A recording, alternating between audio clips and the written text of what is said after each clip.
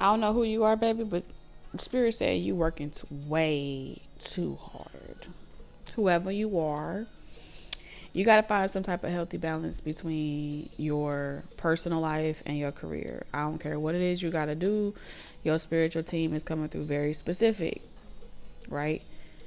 Find a balance between the two before you fuck around and find out what happens when you don't listen to your higher self, your intuition, or whatever. How you can experience burnout, you can experience setbacks, and it's unnecessary, right? So I don't know what it is that you're doing, but if this is a period of your life where you're supposed to be allowing other people to help you, allowing other people to show up for you, and that's not really something that you personally like doing, then that would be equivalent to you resisting the life lesson and the life experience that you're meant to have during this phase in your life. Does that mean that you're going to be on this cycle for the rest of your life? Hell no. It would be nice, right? But when it's your turn, Spirit is saying allow that turn of the wheel to be exactly what it's meant to be for you, right? If this is a season where you're winning, allow the winning season to happen for you. If this is a season where so many people are caring for you, or alleviating a burden for you so you could take better care of yourself, receive that. This is a season for you to learn how to receive instead of straining yourself to make other people happy and then harming your health and letting that take a toll on you. Like, come on, what the fuck are we doing here? Let's get the tea, because I don't know. For some of you with Quill here is get back to basics, okay? You may have taken on more than you can chew. For others of you, you may have had a plan, and it's like when you experience setbacks, your energy gets all wonky. So setbacks are set ups for success. I can't keep stressing that. Whoever you are, I feel like Spirit is talking to you like you're in the thick of it. You got the momentum, you got everything that you need, you're in the flow. But Spirit is like, if you could just tweak this or tweak that, something's going to flow for you even more smoothly. If you could add a little bit of this and maybe a little discipline here, this is really some methods that would benefit you. And I feel like either you're giving this advice to someone else, or Spirit is saying take it for yourself. Take it how it resonates. Either way it go, you got the key to success, and that key to success is definitely in your ability to allow creativity to be gently guided by logic, right? That's what I'm seeing here. A sincere wish will be granted. Temptation will test you. Needle and thread. What is this? You will reap what you have sown. So everybody has sown something, in harvest season this year is you're on track to receiving a lot of good karma, but that doesn't mean that the apple still doesn't fall far from the tree. And so what does that mean? That your genetics, your DNA, things that you have personally worked hard to break chains, right? Generational karma, curses, repetitive patterns, all of those are chain gangs, okay?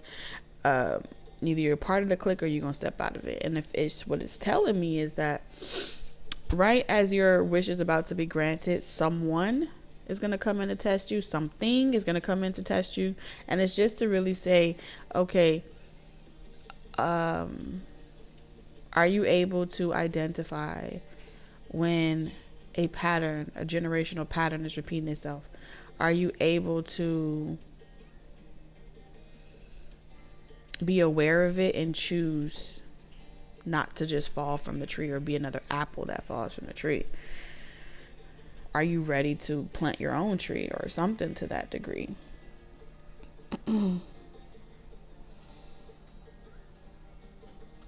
Some of you, if you've been wondering, like, should I get mentored by someone? Should I allow someone that's very intellectual to mentor me?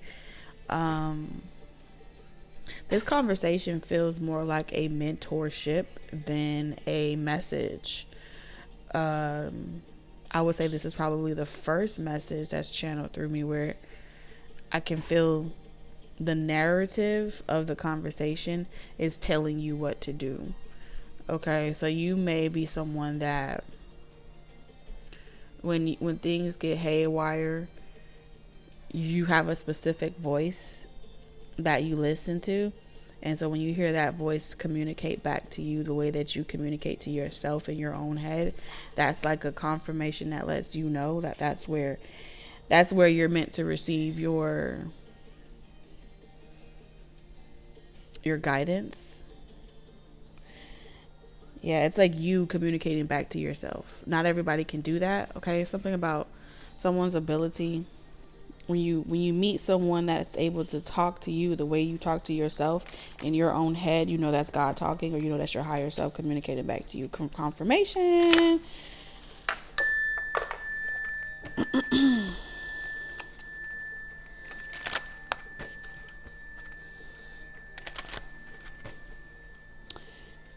All right, let's see. Take my yoke upon me and learn from me. Someone is trying to come between you and a friend or something that you want. I told you that temptation that's going to test you is going to try to drive a wedge between you having it and knowing that it's already yours, and you feeling like stuck and frustrated to having to commit to something. And a lot of times that's how the spirit will manifest to get you to block your own blessings, is when you feel the presence of an energy that makes you feel restricted in some type of way. What do? Do you be like, oh no, I don't want to do this anymore? And a lot of times the energy will trick you out your own spot by getting you to avoid feeling the energy or being in the presence. You kind of would never do anything. I think I channeled a message like this a long time ago where I was talking about how your genetics would play against you. Let's say you come from a family of poverty, right? And because they know the government is watching them, or they have these superstitions, they'll never really apply themselves in certain areas because they don't want to be a part of the grid, or they don't want to be a part of the system. And so they will take a vow or agree to stay in poverty and stay in struggle because it's familiar. And so everyone in your family never really fell far from that same root or that same tree. So this is saying that you're the first to do something that ain't ever been done before. You're the first to have success in a certain area. And so it will be a lot more difficult, light-hearted, carefree time. So when you start to feel like someone is taking something from you, learning from you, duplicating it, and repeating the process, let me go ahead and just tell you this right now. This belief that someone can take something from you that's already been granted to you by the actions that you have put forth is a limited belief system, right? The limited belief system here is pretty much stating to your own psyche that you're reinforces this idea that there's not enough. There's not enough for everybody to be doing the same thing when there's nothing new under the sun, you see? So this idea that there's not enough puts you in a limited belief system, makes you feel restricted and frustrated, and next thing you know, you're on this seesaw. I do see you getting out of that. This is also this energy of wanting credits, wanting credits, wanting royalties, wanting rights. Like, I'm the one that you learned from. I'm the one where you got this from. And the truth of the matter is, spirit is vast, okay? These stars are vast. The universe cannot be weighed or measured. And I do feel like you know that, but I also feel as if on this journey you are a devil in redemption, right? You are a fallen angel in redemption. Everyone here on earth is a symbolic representation of the devil, of things that we feel, so far removed from is actually our redemption.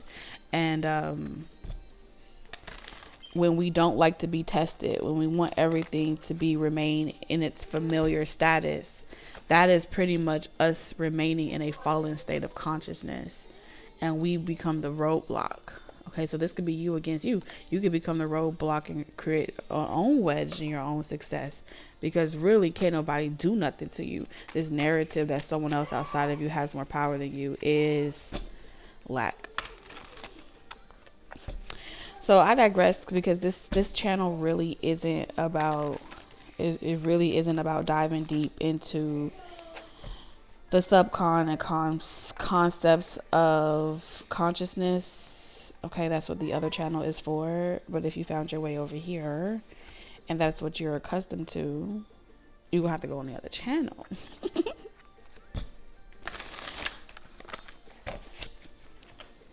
Because I can feel the other channel here, and they're merging, and there's nothing wrong with it. I'm just saying, this is the lighthearted, carefree time. This is where you come. This is where we play.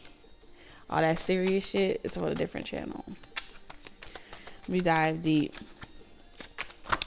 on the magic school bus on that channel. So, revenge. Ooh. The apple really doesn't fall far from the tree, does it? Inspection in reverse. And then we have cheating in reverse.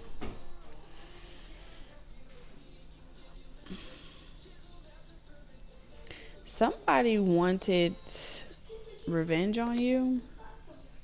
Somebody wanted you to fall for some type of temptation. Somebody was trying to flip the script on you. Someone was trying, I think I got it. Someone sincerely was hoping that you would fall for some type of temptation and end up being with somebody. It's like someone that felt like you wished this on them. They were hoping that it happened to you. I don't know. And then you have feeling tied down or frustrated. And so the same person that wanted revenge on you is like, oh, I don't watch you. I don't even look at nothing that you do, but it's a lie. Because they occasionally do check up on you.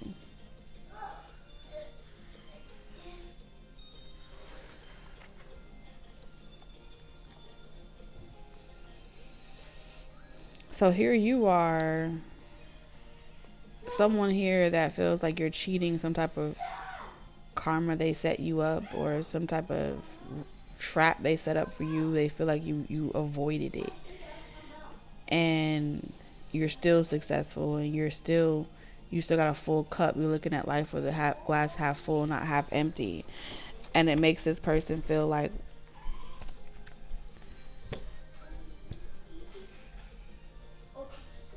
the trap that they set for you didn't work.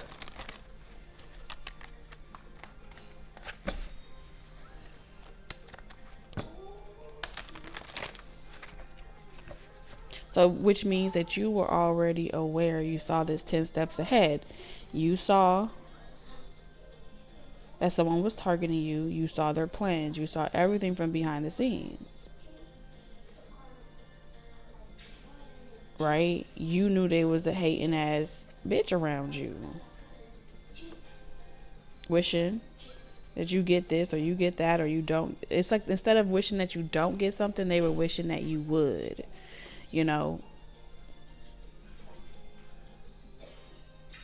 And it's like a loaded statement, right? When someone says, I wish you get everything that you ever wanted, and they know that you have generational trauma where everyone in your family always do the same thing, expecting different results, insanity, right? So when someone say, oh, I wish you get everything that you wanted, they're hoping that you become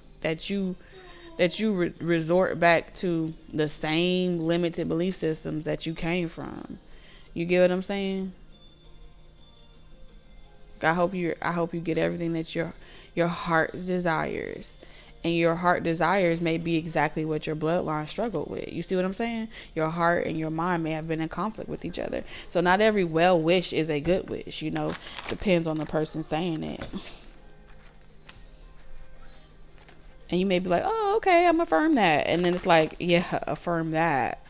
There's something about, I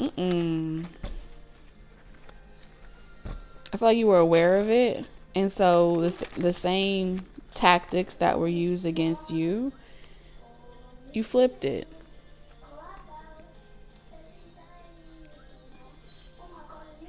Yeah, you flipped it, and it's like you got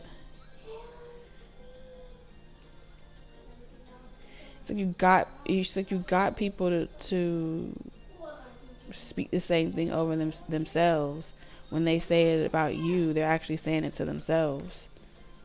And so it's like killing two birds with one stone.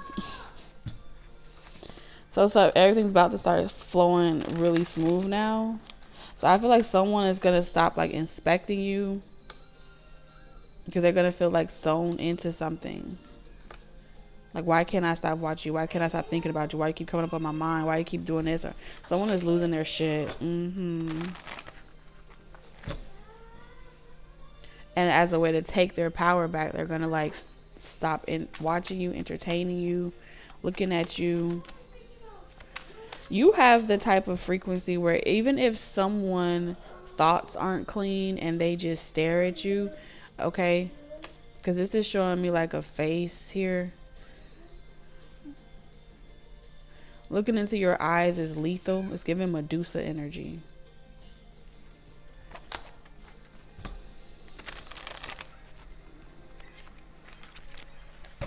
Someone may feel like you cast. So yeah, you may have this ability to cast spells with your eyes, because it's like your eyes become like trying to look into your soul, or pierce into your soul, pierces into theirs. And when they don't see what they like, they turn away, because the truth hurts. All right, with lighthearted, carefree time, success, cheating in reverse. So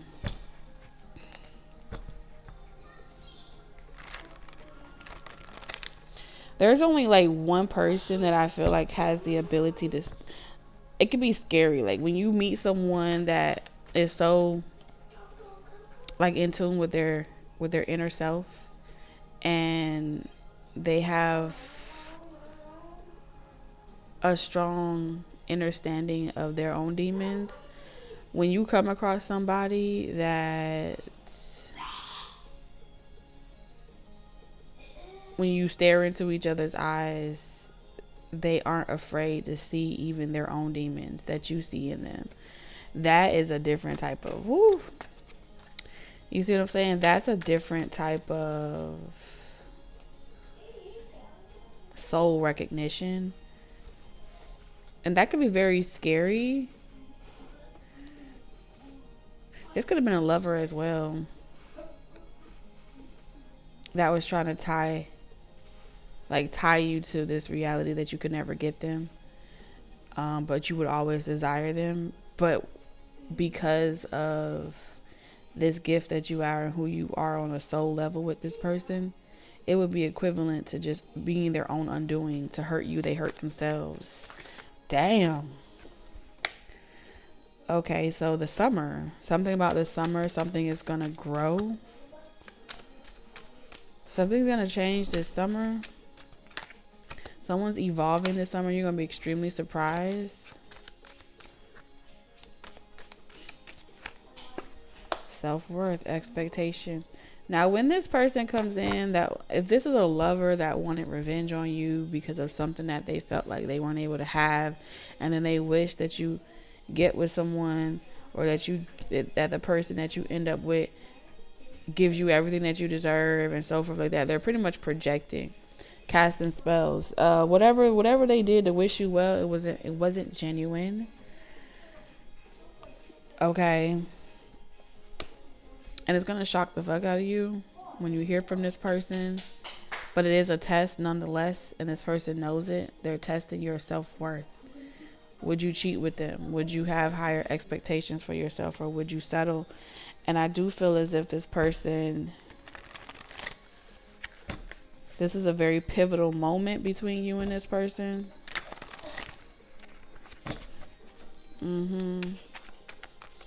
This determines whether or not you ascend beyond this person, or conflicts of the heart takes precedence over your own growth and elevation spiritually. Now, you know why this person comes in is because they feel you outgrowing them on a spiritual level. They feel like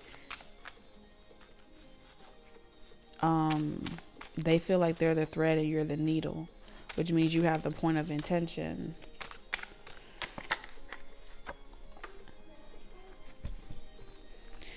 Oh, this is that type of shit where someone's like, I wish I had married you. I wish we could have been together, or I wish we did this right. It's like they get you excited. It's like a roller coaster. Get you excited on like shoulda, coulda, woulda, as a way to make you feel tied down of what could have been. And then I promise you this person gonna do it. They may even do it. Oh, it's like chaos. Yeah, chaos magic to make you feel all emotionally imbalanced, lovesick.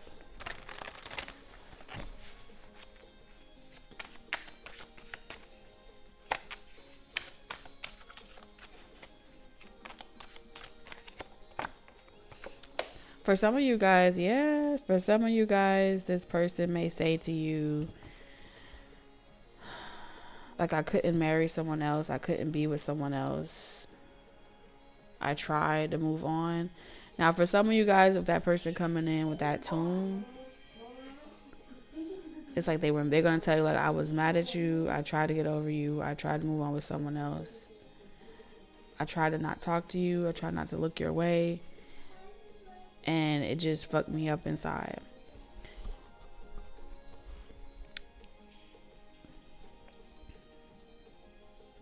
And I think y'all may have this over drinks or a conversation.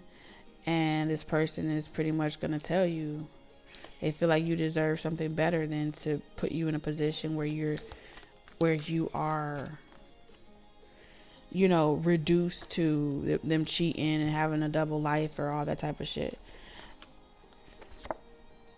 I'm telling you.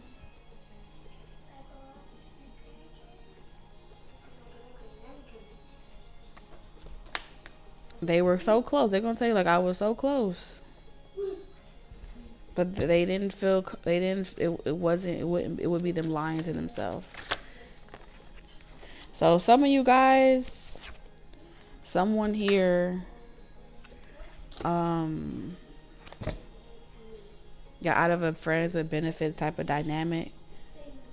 And, they respect that you had to put yourself first. And I do see them in the near future. They feel like you're their mi amor. They twin flame. As much as they could have taken advantage of the situation, they feel like you didn't deserve that, and they weren't going to be like another person on a list of people that did that to you. But they did feel the emotion of vengeance towards you, but instead of acting on it, they tried to move on with their life.